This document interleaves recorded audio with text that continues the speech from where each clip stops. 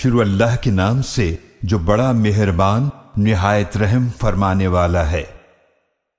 یقیناً اللہ نے اس عورت کی بات سن لی جو آپ صلی اللہ علیہ وآلہ وسلم سے اپنے شوہر کے بارے میں تکرار کر رہی تھی اور اللہ سے فریاد کر رہی تھی، اور اللہ آپ دونوں کی گفتگو سن رہا تھا۔ بے شک اللہ خوب سننے والا، خوب دیکھنے والا ہے۔ تم میں سے جو لوگ اپنی بیویوں سے زہار کرتے ہوئے انہیں ماں کی پیٹھ سے تشبیہ دے بیٹھتے ہیں، وہ ان کی حقیقی مائیں نہیں ہیں، ان کی مائیں تو صرف وہی ہیں جنہوں نے انہیں جنا ہے، اور یقیناً وہ بری اور جھوٹ بات کہتے ہیں، اور بے شک اللہ بہت معاف فرمانے والا، بڑا ہی بخشنے والا ہے۔ اور جو لوگ اپنی بیویوں سے زہار کر بیٹھیں، پھر جو انہوں نے کہا ہے اس سے رجوع کرنا چاہیں تو ان کے ذمے ایک غلام یا کنیز آزاد کرنا ہے، اس سے پہلے کہ وہ ایک دوسرے کو ہاتھ لگائیں۔ یہ وہ کفارہ ہے جس کی تمہیں نصیحت کی جاتی ہے، اور جو کچھ تم کر رہے ہو اللہ اس سے خوب خبردار ہے۔ پھر جو غلام نہ پائے تو اس پر 2 مہینے لگاتار روزے رکھنا لازم ہے، اس سے پہلے کہ وہ ایک دوسرے کو ہاتھ لگائیں۔ پھر جو اس کی بھی استطاعت نہ رکھے تو پھر اس پر 60 مسکینوں کو کھانا کھلانا لازم ہے، یہ اس لیے تاکہ تم اللہ پر اور اس کے رسول صلی اللہ علیہ وآلہ وسلم پر ایمان رکھو، اور یہ اللہ کی مقرر کردہ حدود ہیں، اور کافروں کے لیے دردناک عذاب ہے۔ بے شک وہ لوگ جو اللہ اور اس کے رسول صلی اللہ علیہ وآلہ وسلم کی مخالفت کرتے ہیں وہ اسی طرح ذلیل کیے جائیں گے جس طرح ان سے پہلے لوگ ذلیل کیے جا چکے ہیں، اور یقیناً ہم نے واضح آیات نازل فرما دی ہیں، اور کافروں کے لیے ذلت والا عذاب ہے۔ جس دن اللہ ان سب کو دوبارہ زندہ کر کے اٹھائے گا پھر وہ انہیں آگاہ فرمائے گا جو انہوں نے کیا، اللہ نے وہ سب محفوظ کر رکھا ہے اور وہ اسے بھول گئے، اور اللہ ہر چیز پر گواہ ہے۔ اے مخاطب، کیا تو نے نہیں دیکھا کہ اللہ سب کچھ جانتا ہے، جو کچھ آسمانوں میں ہے اور جو کچھ زمینوں میں ہے؟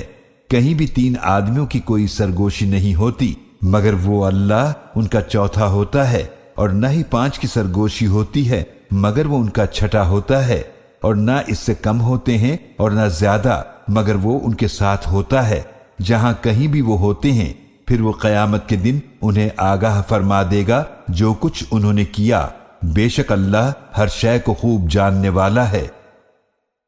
اے حبیب صلی اللہ علیہ وآلہ وسلم، کیا آپ نے ان لوگوں کو نہیں دیکھا جنہیں بری سرگوشی سے منع کیا گیا تھا، پھر وہ وہی کر رہے ہیں جس سے انہیں منع کیا گیا تھا، اور وہ آپس میں گناہ اور زیادتی اور رسول صلی اللہ علیہ وآلہ وسلم کی نافرمانی کے لیے سرگوشی کرتے ہیں، اور جب وہ آپ صلی اللہ علیہ وآلہ وسلم کے پاس آتے ہیں تو آپ صلی اللہ علیہ وآلہ وسلم کو ایسے طریقے اور لفظوں سے سلام کہتے ہیں جن سے اللہ نے آپ صلی اللہ علیہ وآلہ وسلم کو سلام نہیں کہا، اور اپنے دلوں میں کہتے ہیں اللہ ہمیں اس پر عذاب کیوں نہیں دیتا جو ہم کہتے ہیں۔ ان کے لیے جہنم ہی کافی ہے، وہ اس میں جھلسائے جائیں گے تو وہ بہت برا ٹھکانہ ہے۔ اے ایمان والو، جب تم آپس میں سرگوشی کرو تو گناہ اور زیادتی اور رسول صلی اللہ علیہ وآلہ وسلم کی نافرمانی کے لیے سرگوشی نہ کرو، بلکہ نیکی اور پرہیزگاری کے لیے سرگوشی کرو، اور اس اللہ کی نافرمانی سے ڈرو جس کی طرف تمہیں جمع کیا جائے گا۔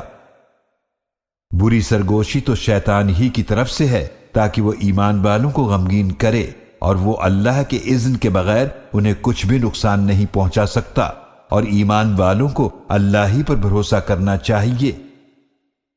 اے ایمان والو، جب تم سے کہا جائے کہ مجلسوں میں کشادگی پیدا کرو تو کشادگی پیدا کر دیا کرو، اللہ تمہیں کشادگی عطا فرمائے گا، اور جب کہا جائے اٹھ جاؤ تو اٹھ جایا کرو، اللہ ان لوگوں کے درجات بلند فرما دے گا جو تم میں سے کامل ایمان لائے اور جنہیں علم دیا گیا، اور اللہ تمہارے تمام اعمال سے خوب خبردار ہے۔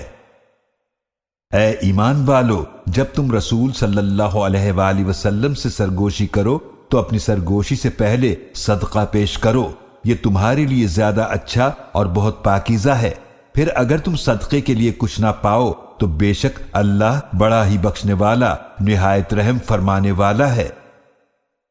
کیا تم اس حکم سے گھبرا گئے کہ اپنی سرگوشی سے پہلے کچھ صدقات پیش کرو؟ بس جب تم نے ایسا نہیں کیا اور اللہ نے تمہیں معاف فرما دیا تو نماز قائم کرو اور زکوٰۃ ادا کرو اور اللہ اور اس کے رسول صلی اللہ علیہ وآلہ وسلم کی اطاعت کرو، اور اللہ تمہارے تمام اعمال سے خوب خبردار ہے۔ اے نبی صلی اللہ علیہ وآلہ وسلم، کیا آپ نے ان لوگوں کو نہیں دیکھا جو ایسی قوم سے دوستی کرتے ہیں جن پر اللہ غضبناک ہوا؟ نہ وہ تم میں سے ہیں اور نہ ہی ان میں سے، اور وہ جانتے بوجھتے جھوٹی باتوں پر قسمیں کھاتے ہیں۔ اللہ نے ان کے لیے سخت عذاب تیار کر رکھا ہے، بے شک بہت برے کام ہیں جو وہ کر رہے ہیں۔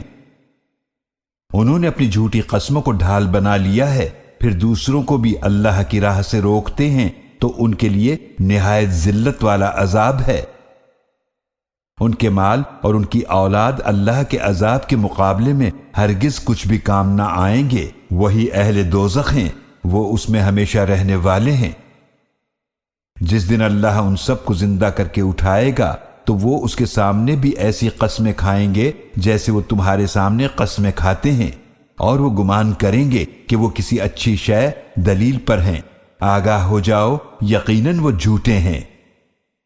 شیطان نے ان پر غلبہ پا لیا ہے تو اس نے انہیں اللہ کا ذکر بھلا دیا، یہی لوگ شیطان کا گروہ ہیں۔ آگاہ ہو جاؤ، بے شک شیطان کا گروہ ہی خسارہ اٹھانے والا ہے۔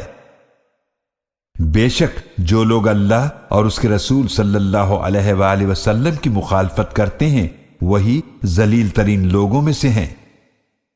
اللہ نے لکھ دیا ہے کہ بے شک میں اور میرے رسول ضرور غالب آئیں گے، بے شک اللہ بڑا ہی قوت والا بہت غالب ہے۔ اے نبی صلی اللہ علیہ وآلہ وسلم، آپ نہیں پائیں گے ان لوگوں کو جو ایمان رکھتے ہیں اللہ اور آخرت کے دن پر کہ وہ ان لوگوں سے دوستی کریں جنہوں نے اللہ اور اس کے رسول صلی اللہ علیہ وآلہ وسلم کی مخالفت کی، خواہ وہ ان کے باپ ہوں یا ان کے بیٹے یا ان کے بھائی یا ان کے قریبی رشتہ دار۔ یہی لوگ ہیں کہ اللہ نے ان کے دلوں میں ایمان نقش فرما دیا ہے اور اپنی طرف سے ایک روح کے فیض سے ان کی مدد فرمائی ہے، اور وہ انہیں ایسے باغات میں داخل فرمائے گا جن کے نیچے نہریں جاری ہیں، وہ ان میں ہمیشہ ہمیشہ رہیں گے۔ اللہ ان سے راضی ہوا اور وہ اس اللہ سے راضی ہوئے، یہ اللہ کا گروہ ہے۔ لوگو آگاہ ہو جاؤ، بے شک اللہ کا گروہ ہی فلاح پانے والا ہے۔